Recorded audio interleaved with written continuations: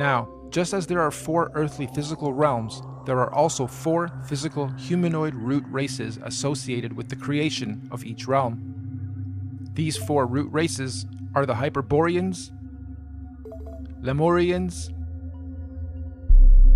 Atlanteans, and Aryans. But there's also a 5th race of beings that lives in the center, Mount Meru, of our Earth. This is the Master Root race, the Polarians.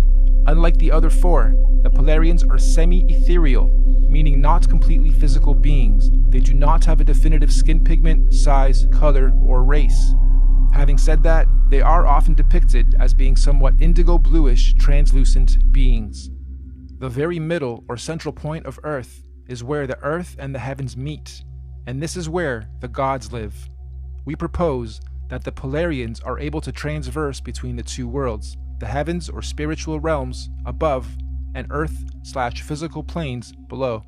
Anyway, these Polarians began the human race at pole position. They were the very first forms of earthly beings to manifest on this plane. All the other 4 root races were seeded by the Polarians, hence the term Master Race.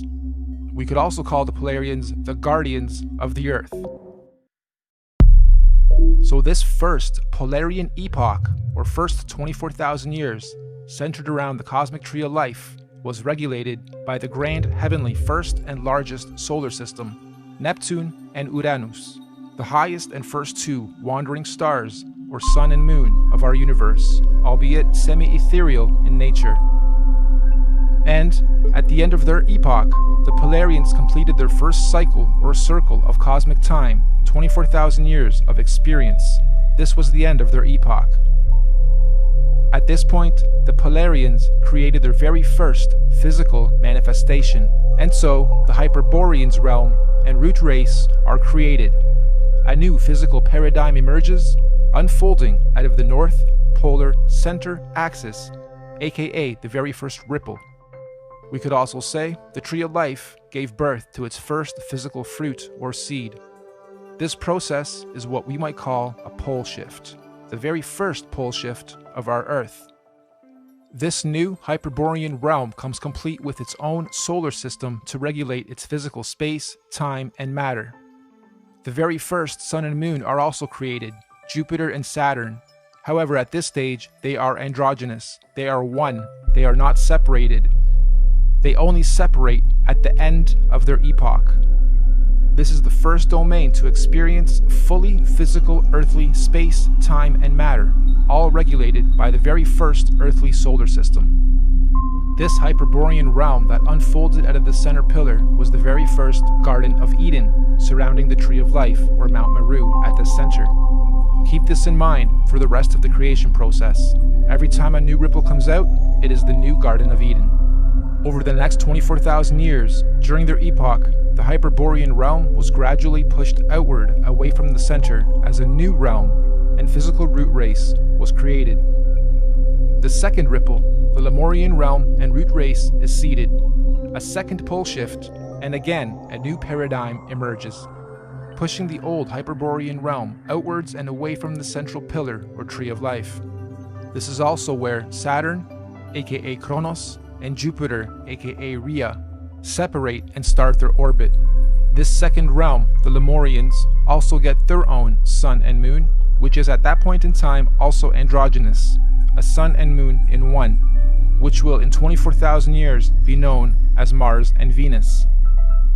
During this epoch, the Lemurians are the Garden of Eden, and Mars and Venus, the androgynous sun and moon, regulates its cycles, seasons, and ages of this new realm and domain. Don't forget, the Lemurians were also seeded from the Polarians, the master root race, and not the Hyperboreans going inward. All races were created and seeded from the Polarians.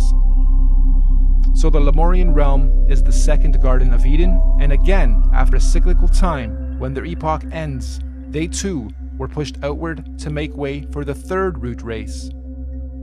The Atlantean realm and root race is seeded.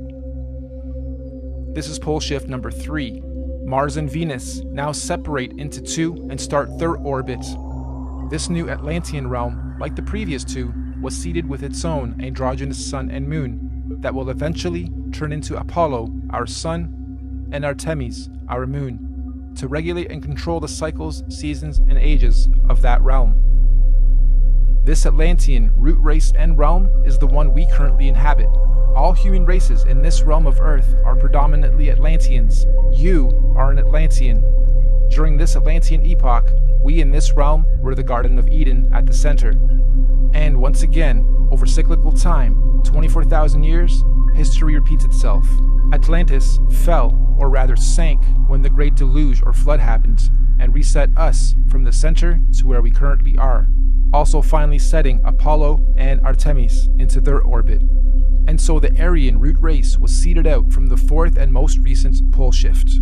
This is the current Garden of Eden. And to give us a point on our timeline, this Aryan root race and realm was seeded about 6,000 years ago to join the human race. And as our fractal pattern continues, just like the realms before it, the Aryan realm was birthed with its own solar system, Mercury, its androgynous sun and moon, to regulate and control the cycles, seasons, and ages of that new domain. And so, here we are, 6,000 years into the Aryan or fifth epoch.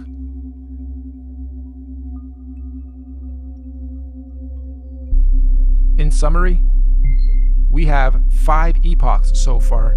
The Master Race, the Polarians. 24,000 years later, the Hyperborean realm was created. 24,000 years after that, the Lemurian realm was created, then the Atlantean, then the Aryan. And according to many ancient scriptures, mythologies, and mystics, there are 2 more epochs to come, meaning 7 epochs, 7 earthly realms, and 7 root races. Moving on. You'll also notice in this realm of Earth we are currently in, there are 4 main races. All the other races in between are mixed races, or rather mixes of these 4 sub and root races. The black races have their DNA lineage from the very first Earth root race, the Hyperboreans. All native black cultures of this realm predominantly have their cultural beliefs and practices handed down by the Hyperborean root race, sometimes referred to as the Anunnaki. The Oriental Asian races have their DNA lineage from the second root race, the Lemurians, and likewise, the Oriental cultures stem their beliefs and practices from the Lemurian root race, commonly and mistakenly referred to as the Reptilians.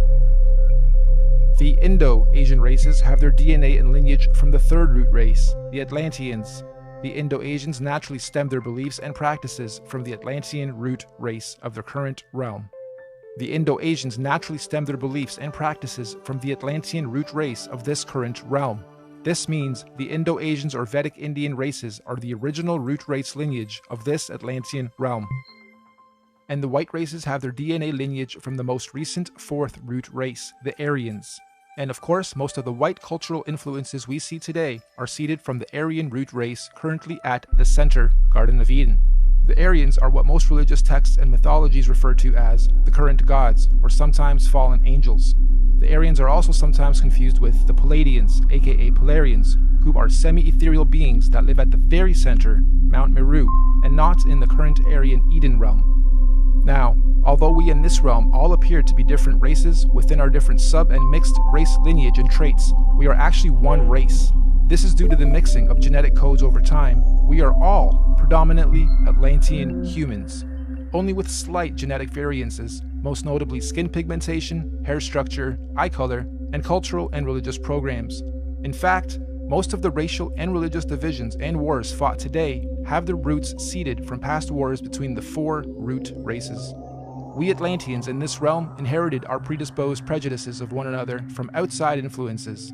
Now, we hypothesize that all the other Earth realms would have many different multicultural sub and mixed races in their own domains, just like we have in this realm. Meaning, there are probably thousands of different sub and mixed races and cultures within the different domains across the entire plane of our Earth. But, fundamentally, every root, sub, and mixed race on Earth is of Polarian origin. Every physical conscious being in existence on Earth is of Polarian origin. with all the various solar systems and extraterrestrial civilizations divided and separated from one another by the various toroidal electromagnetic fields, aka the Van Allen belts.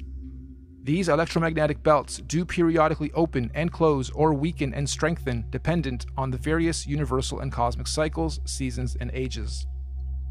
This periodically happens to allow the sharing or rebalancing of conscious energy, technology, and knowledge between all the different earthly dimensional realms. And we are fast approaching the next opening of these electromagnetic barriers. This opening event will be a revelation that will impact us all in this realm, collectively and individually. We can already see the birthing pains of this great cosmic event with the current so-called conscious awakening and unusual weather patterns. Moving on, we must remember that these physical constructs we call bodies are just that. They are bodies, vehicles, avatars that carry the real, living, Polarian conscious energy or spirit being within it. This conscious energy within us that is here experiencing, learning, growing, and sharing is what some might call a spirit or a soul. This is the real you, your soul, your conscious energy. And we all know energy has no color or race or nationality or prejudices, just polarity, positive energy, good vibes or people or souls, and negative energy, bad vibes, people or souls. And as such, the human race is just part of the temporary physical journey, individually and collectively, what many in modern times term as the matrix, or what the ancients called the Maya, the illusion.